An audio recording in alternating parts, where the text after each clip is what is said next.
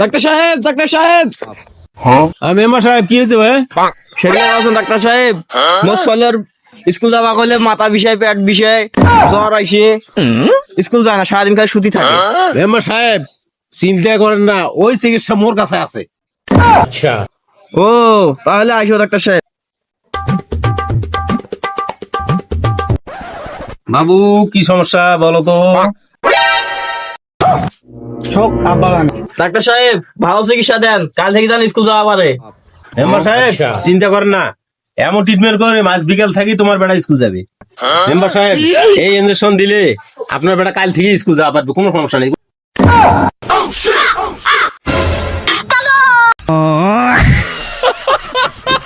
Member সাহেব আপনার ছেলে কোথায় গেল? মোর ছেলে ভালো হয়ে গেছে। বোঝেন মেম্বার সাহেব, এইটা হলো চিকিৎসা।